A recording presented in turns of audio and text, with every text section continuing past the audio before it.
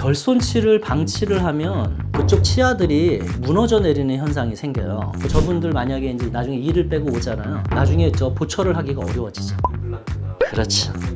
그리고 그 하기가 어려워지기 때문에 비용이 2배, 3배 이상 들게 되는 거죠. 안녕하세요. 치아교정 닥터장 장정호 원장입니다.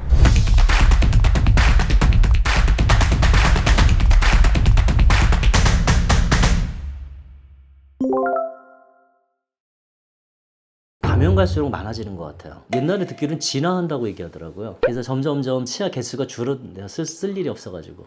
선천적인 결손들은 애들이 보시면 이제 치아들이 좀 이상하죠. 빈자리가 네, 빈자리가 좀 위에는 치아가 3개가 없고 밑에는 2개가 없어가지고 난감하죠. 근데 이제 저 자리를 어떻게 메꿔줄까 하냐고 이제 고민을 하는데, 결과적으로 이제 가장 좋은 건 뭐냐면 뒤에 있는 어금니를 앞으로 다 끌어다 쓰는 게 제일 좋아요. 그래서 몇 년 동안 치료하고 나면은 보시는 것처럼 정리가 되죠. 1번, 2번, 3번 다음에 6번이 와요. 1번, 2번, 3번, 5번, 6번이 와요. 아래는 보면 1번, 2번, 3번, 4번, 6번 이렇게 오는 게 되는 거죠. 그래서 그 자리를 밸런스를 맞춰주는 게 교정과 선생님들의 일인데 까다로워요. 무지하게 까다로워요. 충치는 이런 분들이 가장 많아요. 얘도 초등학교 3학년인데 보시는 거죠. 충치가 너무 많죠. 80세까지 써야 되는 치아들인데 여기도 다 나갔고, 살릴 수 없는 치아들은 빼야 돼요. 그거는 빼고 그 자리를 빨리 이동시켜서 뒤에 있는 어금니를 갖다 써야 되죠. 보시는 것처럼 딱 정리해서 여기 보시면 이 치아를 빼고요, 이 치아랑 사랑니 갖다 쓰게 되는 거죠. 그리고 여기도 보시면 위에 요거 치아도 빼고요, 그 치아 자기 치아로 갖고 해주죠.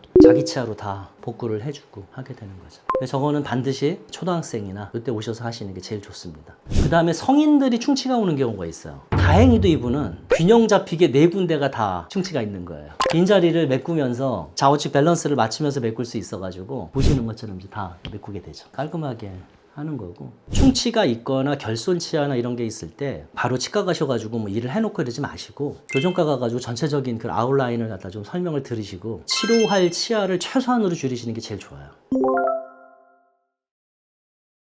결손치를 방치를 하면 그쪽 치아들이 무너져 내리는 현상이 생겨요. 저분들 만약에 이제 나중에 이를 빼고 오잖아요. 나중에 저 보철을 하기가 어려워지죠. 임플란트나 그렇죠. 하기가 네. 그리고 그 하기가 어려워지기 때문에 비용이 2배, 3배 이상 들게 되는 거죠. 교정을 직접적으로 들어가는 기회는 작아요. 네, 기간은 작은데 기다림의 미학이에요. 사랑니 날 때까지 기다려줘야 돼요. 사랑니를 갖다 써야 되니까. 기본 1차적으로 이동을 했잖아요. 그럼 2번째 어금니들이 나오잖아요. 나오는데 1년 걸려요. 그러면 그때 장치를 붙이고 있을 수는 없거든요. 장치를 띄죠. 유지를 해주고. 그리고 이제 그때 2번째 어금니가 나오면 또 2차 교정을 하게 되고. 그래서 그게 나오면 마지막으로 사랑니 날 때까지 또 기다리죠. 결손치가 많은 애들은 보통 중고등학생 내내 받는다고 생각하시면 돼요.